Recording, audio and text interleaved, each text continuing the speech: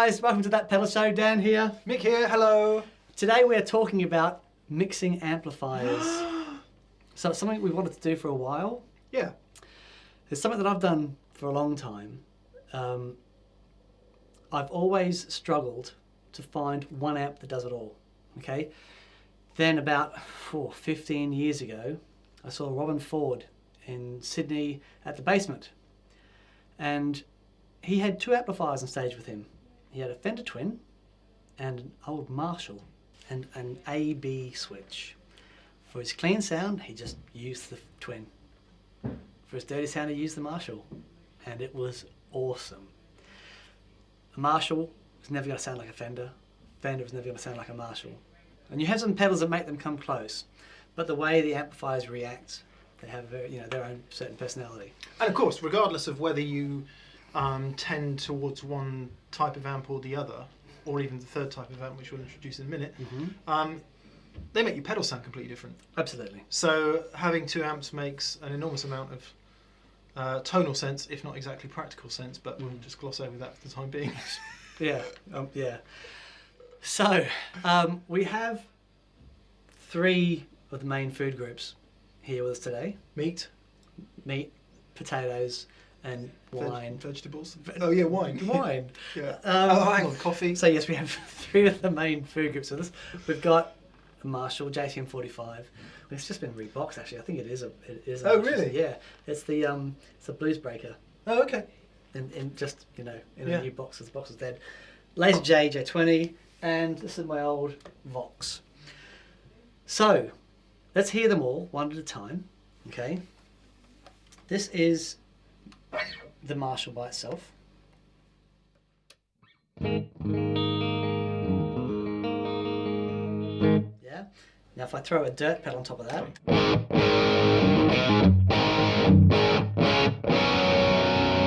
Classic Marshall. Yeah! Type sound, okay? Next we're going into the Laser J. Very rich in the mid-range, okay? But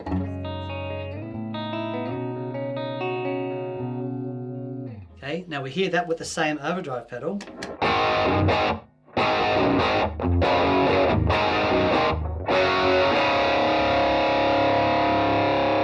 That's a Tweed Deluxe making that sound, isn't that outrageous? Okay, finally, the AC30, okay?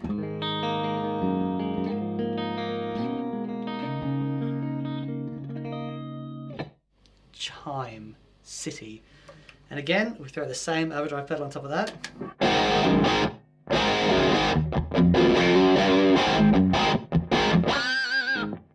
Right? It's radically different. Isn't it incredible? Each one is radically different. Yep. Let me just play a simple chord, and if you could switch, just keep it clean. Yep. And switch between the 3 amps clean and then the 3 amps dirty. Is that possible? Yes, absolutely. Okay. So you're going to be... Yeah.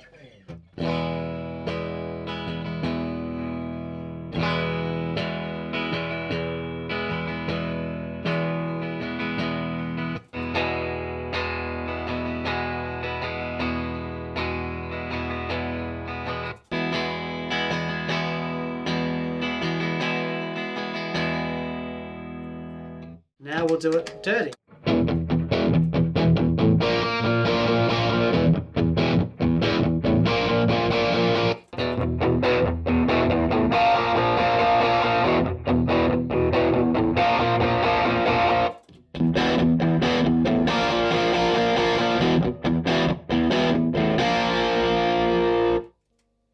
Yeah. Interesting. I tell you what. So let's just have a quick divergence for a second. Okay.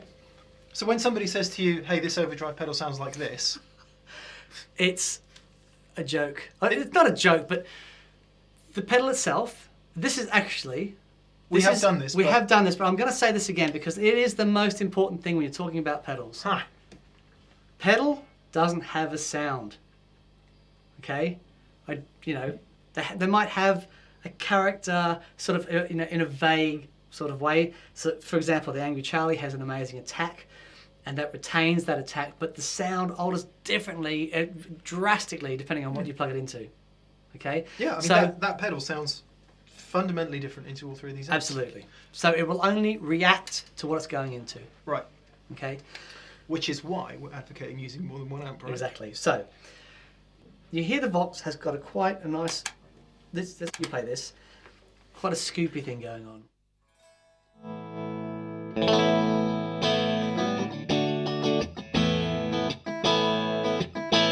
You hear that? Yeah, it makes me want to kind of.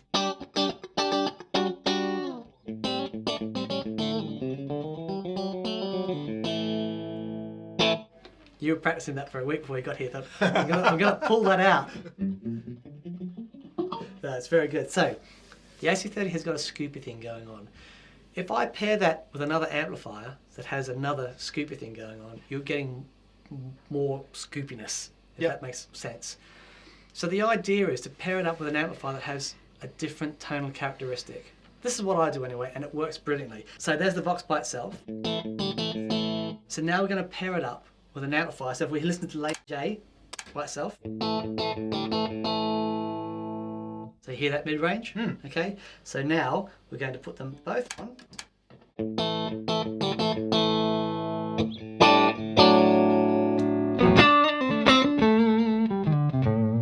And again, if I throw the overdrive pedal in the mix.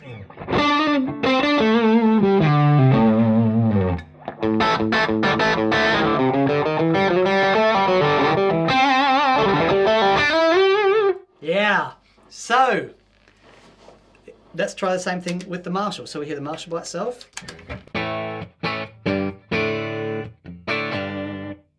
Here, that has got quite a strong mid-range to it. Punchy. Now, punchy. Now if we pair that with the Lazy J, you get this thing going on.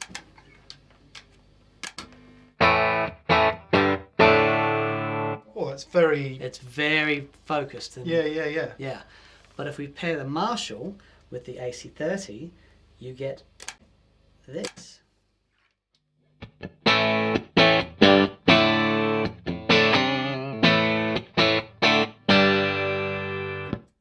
And with the overdrive pedal.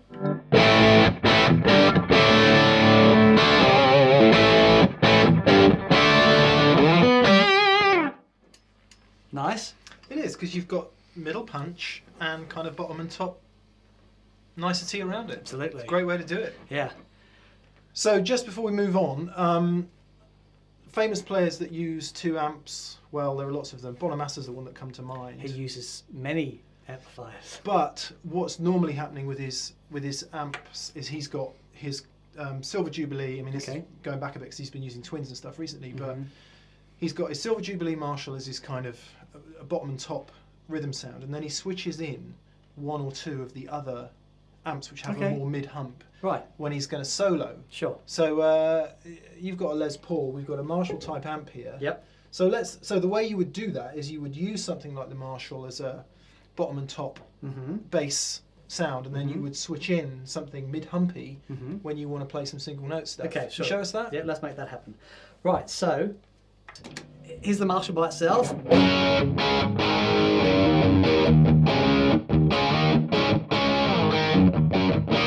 Now, I'm going to do a solo. I'm going to add the Vox in as well as the Marshall.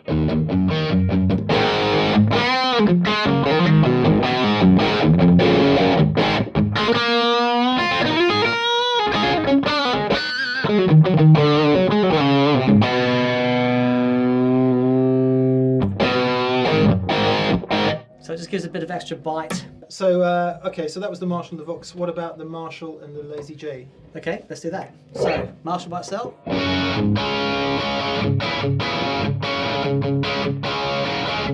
Lazy J.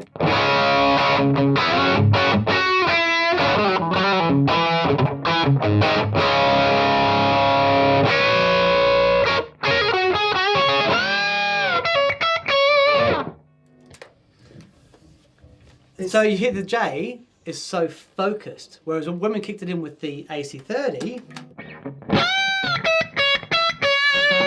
it doesn't have that mid-range punch, but there's a bite to it. Yeah, and depending on what guitar you're using, either of those might be more appropriate for you. Yeah. But it's astonishing.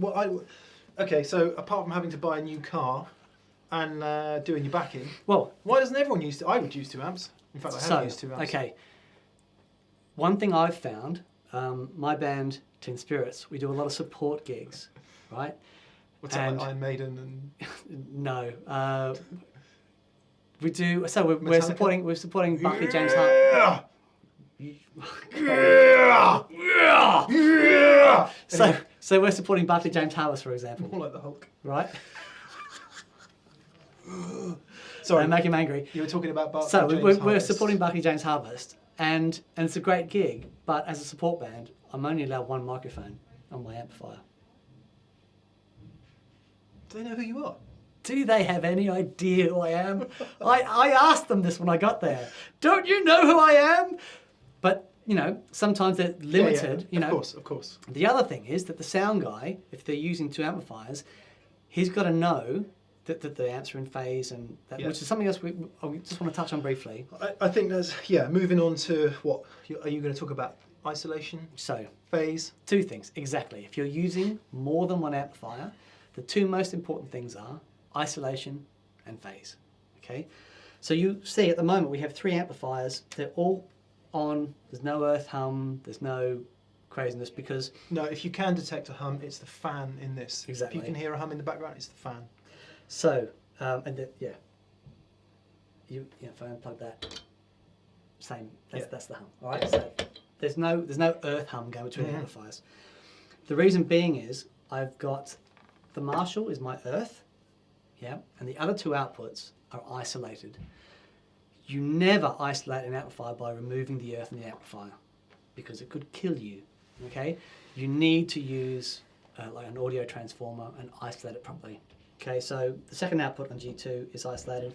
I'm also using here a humdinger, which allows me to put the 3rd amplifier anywhere in my signal path and then isolate that. Yeah, because so anyone who's tried to connect 2 amps to a basic pedal, like if it's got a stereo out or if they're using a line out of the amp to the other amp, what they'll notice almost immediately is there's probably going to be a massive grate, to the point where it's unusable sometimes. Absolutely. So you do need... Especially if you're using gain.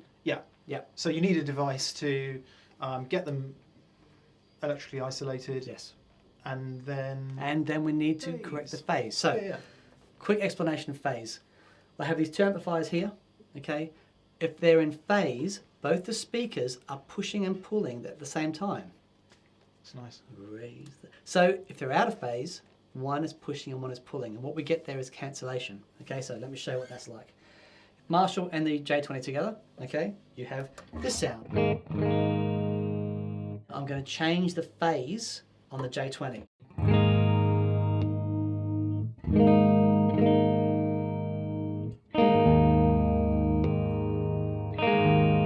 You hear what happens when it's in phase like it is now.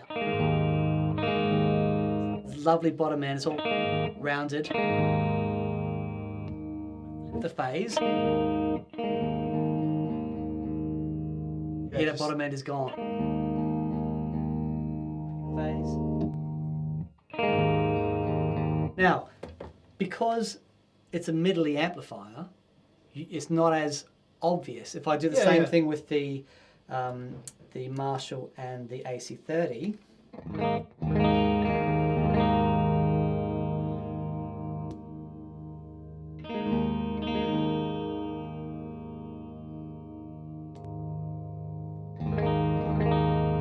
so you hear the bottom end. Yeah, it's something that's critically important in a venue, because obviously when you're recording, you would sort it out anyway. But you could, it's very easy to reflip the phase in the recording software. So and your mics need to be in phase and all of that. So you might not be hearing the sound as dramatically on the recording as it sounds in this room here, but if you ever get the chance to put 2 amps together, flip the phase on one of them and you'll just hear it instantly. Yeah. One will instantly be the right way to have it. Exactly. It's very obvious.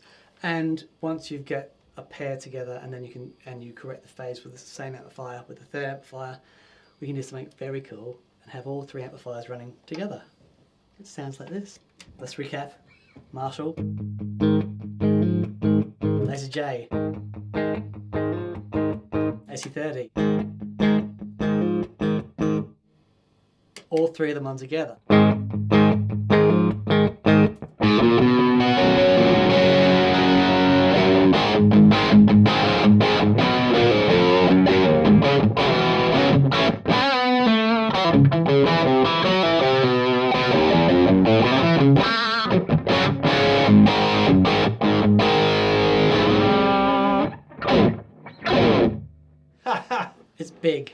Right, to this point in the video, you've been hearing all the amps dead center in the mix. Mm-hmm. So during the next clip that Dan plays, we're going to split the AC30 in the middle, we're going to put the Lazy J on the right, and we're going to put the Marshall on the left. Yes. Okay? This is called a wet, dry, wet rig. Well, let's do it without effects to begin with. Okay. So you play, and the captions on screen will explain what's going to happen as it happens. Okay. All right? Yep. So...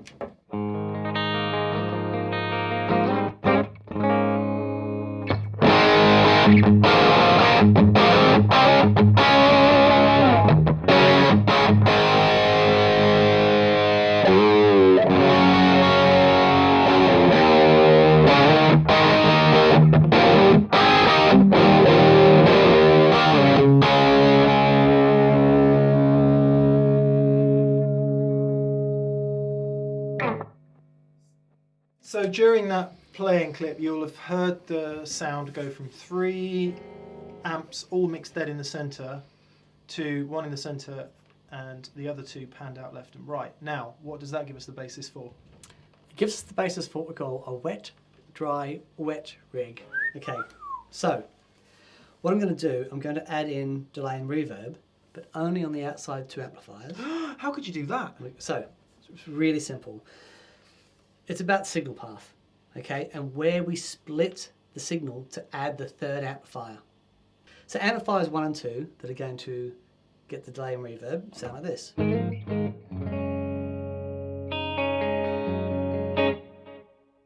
Yeah.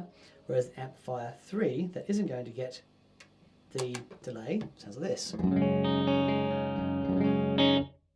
So if I add them all together, you get this. So the delay doesn't hit the amplifier in the middle.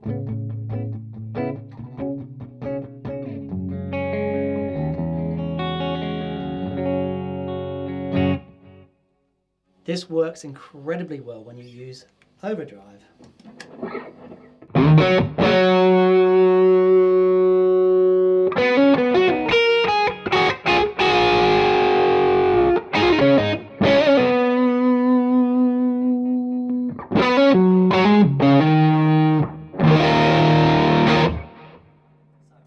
Sounds absolutely massive. Yes, and there's a reason for that. Because the center amplifier doesn't get the delay and reverb, all it's getting is the overdrive, okay? And so when you get a lot of reverb and a lot of delay, you can really mush things up. But because it's not going to the center amplifier, and it's still all in phase, and it's all lovely, it retains that initial attack. When I did the Ed O'Brien pedal board for Radiohead, this is one of the things that most people picked up on about that video, just how massive it sounded with 3 amplifiers. And that's a big part of that. What it also means is I can turn up the effects, the level of the effects. So let's turn them up now. Quite a lot of reverb. Quite a lot of delay.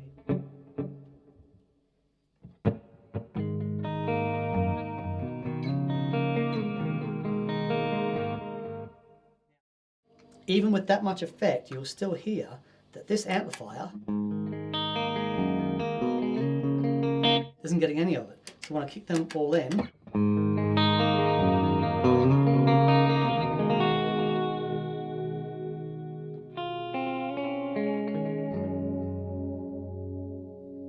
then if I add a little bit of El Grunge on top of that,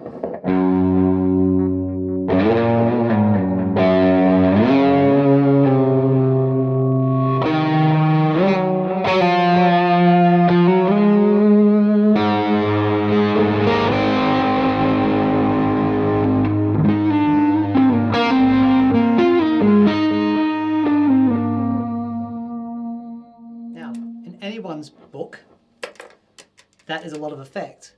But because it retained that initial attack, it's still, you still heard the note, you still heard tone, it wasn't just effects. So, I mean, a 3 amp rig is extravagant, but if you can ever just experience, it's awesome. Well, you can get a good part of the way just using 2, can't you? Of course. Because you could have 1 wet amp and 1 dry amp, and that still gives you a massive sound. It does. It does. If you retain that initial attack of the note with the amplifier that doesn't get all mushed up, especially when you're playing loud. Yeah. When you're playing loud, the amplifiers are compressing. If you're using effects and to compress amplifiers, it can sound fantastic. But when you get at a level that if you've got one amplifier that's compressing, like for example, if I turn this any more than 2, it starts to compress. Yeah. But if I can leave that dry and just let the amp do its thing and have effects running into a different amplifier, it's just awesome. Let's have a go. All right, you have a go. So.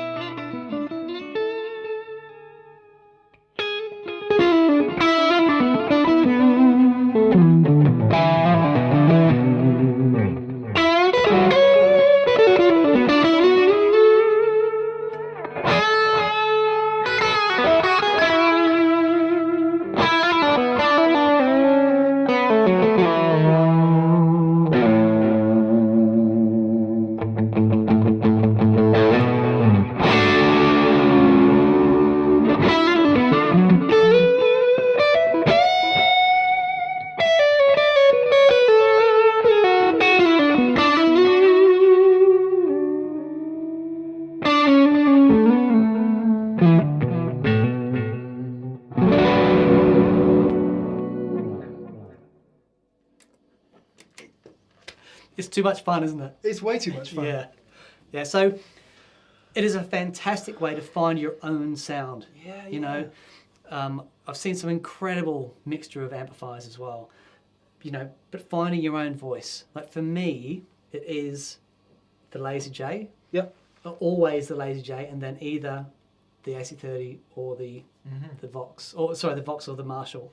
But just to underline the point, you're far better off using 2 different amps than 2 exactly the same, right? Exactly. If you use 2 exactly the same, it is more of the same, and that's Yeah. fine. If you Yeah, you know, if look at Brian May's rigs, it's that's 100 AC30s on stage, and it's more of that incredible sound. Well, here's a good example of the wet, dry, wet, because at its base you've got one dry in the middle and Exactly. yeah. But it is more of that sound. Yeah. Yeah. Whereas when you look at someone like Joe Bonamassa or Stevie Ray, always use combinations of amplifiers. Or my friend John Mayer. Your friend John Mayer. I wish he was my friend. He speaks very highly of you, Mick. So, I love John Mayer. so I've heard. Anyway, let's move on. Yeah. Anyway, John Mayer does it too, because he's Sure. using his Dumble Right. and his 2 rocks and all the rest of it. Okay. Yeah. Someone else has got their own sound happening, and it's I just would really recommend guys to go out there and just try it, because it's such a fantastic way to create something that's really inspiring. Yeah, and if you're worried about the size, and how many mini heads are on the market at the moment? Absolutely. And the other thing, like my little 18-watt Marshall head, that compared with the Lazy J is a fantastic sound. Try, don't get 2 100-watt amplifiers and then, you do if you're playing stadiums, fantastic. But the little 18-watt, the 15-watt, 10-watt amplifiers, mixing those together can give you an awesome sound, especially if you're playing with a girl singer. The only other thing I'd say is mixing amplifiers that have different tonal characteristics, very important, but also different compressing characteristics. So you get an amplifier that compresses early on, an amplifier that still retains a lot of headroom. That can also yield fantastic results. You've got to get out there and try it though. There you go. There you go. So guys, I hope that was helpful and give you some clue, maybe inspired you a little bit to try a few of these things out, but it really is a fantastic thing. So thanks for watching. We'll see you soon. See you soon.